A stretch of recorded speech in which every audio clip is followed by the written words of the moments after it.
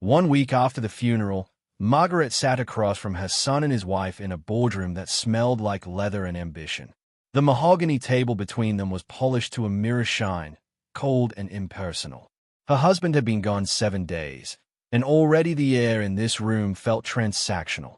Her son, David, shifted uncomfortably in his seat, unable to meet her eyes. But his wife, Lauren sat differently. Her posture was perfect, her smile carefully measured, and her eyes held something Margaret recognized immediately: calculation. Lauren leaned forward, fingers interlaced, speaking with the practiced tone of someone who'd rehearsed this moment. "We know this is difficult, Margaret, but we need to discuss the estate. The company needs leadership. There are decisions that can't wait." The words were sympathetic, but the delivery was surgical. Margaret noticed how Lauren said "we" when she meant herself, how she positioned urgency as compassion. This wasn't grief speaking. This was strategy, and the timing, barely a week, told Margaret everything she needed to know. This conversation had been planned long before her husband's casket was lowered into the ground. Margaret didn't flinch. She didn't cry. She simply listened, her hands folded in her lap, watching the performance unfold. Lauren presented documents, timelines, transition plans, all prepared with startling efficiency. David nodded along, a puppet on invisible strings, while his wife orchestrated every word. The room felt predatory, like circling sharks sensing blood in the water. But Margaret had spent 40 years beside a man who understood human nature better than most. He'd warned her once: the people who rush you after loss aren't worried about you. They are worried you'll have time to think. She was thinking now. What Lauren didn't know, what she couldn't possibly know, was that Margaret had been preparing for this moment longer than Lauren had been planning it. Her husband had been many things: a builder, a strategist, a man who understood that loyalty isn't inherited, it's earned. And in his final months, as illness stole his strength, he'd shared something with Margaret that changed everything. "Watch for the ones who can't wait," he'd told her, his voice weak but certain. "They'll reveal themselves when they think you're too broken to notice." Margaret agreed to review options, her voice calm and measured. She watched Lauren's shoulders relax, watched the smile widen just slightly, the look of someone who believes they've won. Then the door opened. A man in a gray suit entered without fanfare, carrying a leather portfolio. He wasn't announced. He didn't apologize for interrupting. He simply took a seat beside Margaret with the quiet authority of someone who'd been expected all along. Margaret introduced him. "This is Robert Chen, our family attorney and executor of the estate." The temperature in the room dropped 10 degrees. Lauren's mask cracked, just for a second. Her eyes narrowed, recalculating. This wasn't part of her script. She straightened, her tone shifting from sympathetic to sharp. "I wasn't aware we needed legal counsel for a family discussion." Robert didn't smile. "Mrs. Harrison requested my presence for all inheritance proceedings, as is her right." The dynamic had shifted. This was no longer an ambush. It was a chess match, and Margaret had just revealed she'd been playing all along. After the meeting ended with carefully worded postponements, Margaret returned home. The house felt too large now, every room echoing with absence. But she didn't allow herself to drown in it. Instead, she sat in her husband's study, surrounded by his books and journals, and began to do what he'd taught her: look deeper. Robert provided access to financial records, statements, transfers, contracts signed in the months before her husband's illness became public knowledge. That's when she found it: a consulting firm, innocuous in name, receiving substantial monthly payments. The firm's incorporation papers listed Lauren as a silent partner. The theft was elegant, almost beautiful in its construction.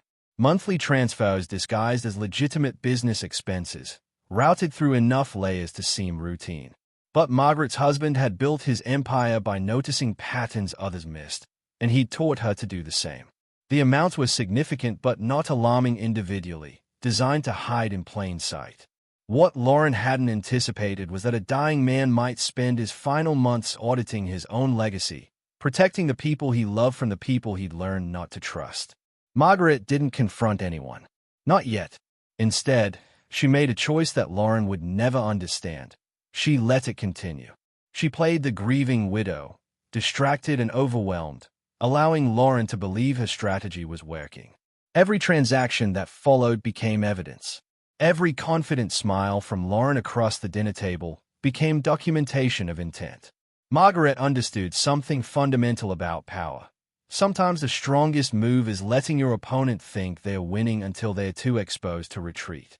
3 weeks later, Robert revealed something that made Margaret's breath catch.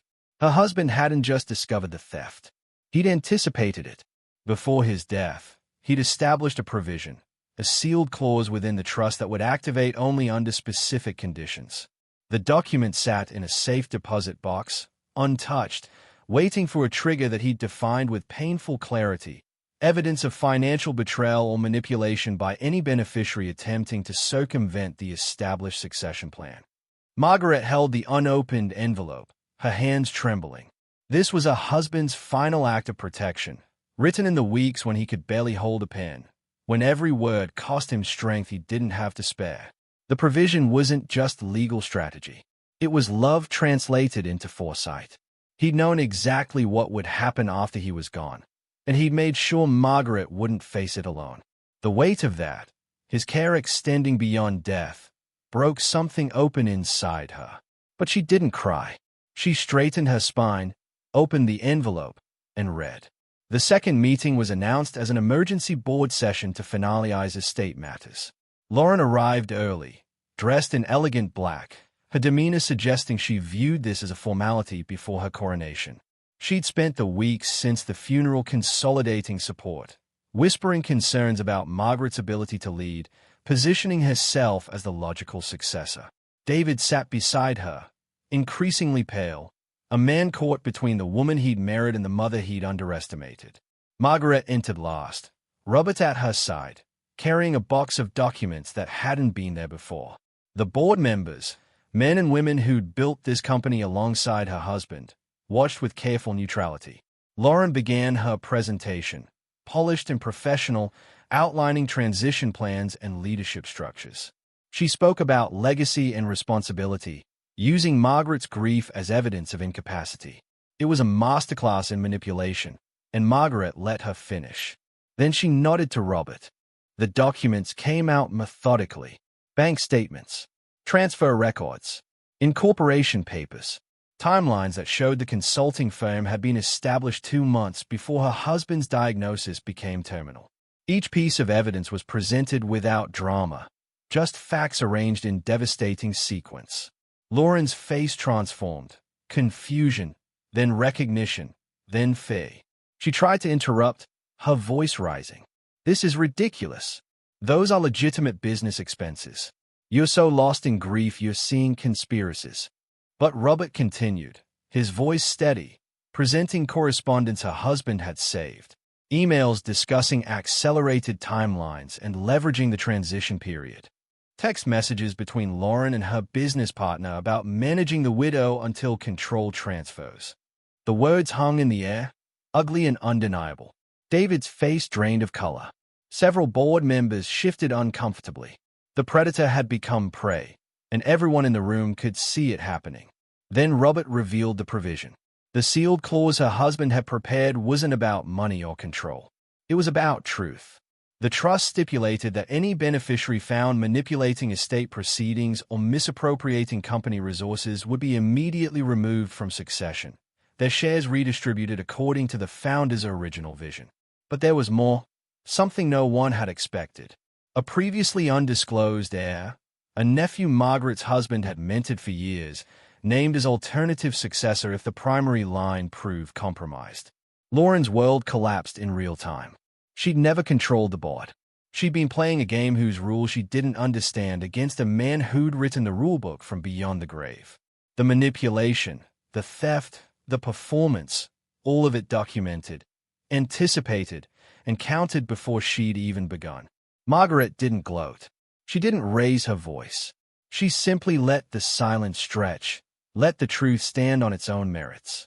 Sometimes the most powerful statement is the one you don't have to make. The aftermath was quiet, almost anticlimactic.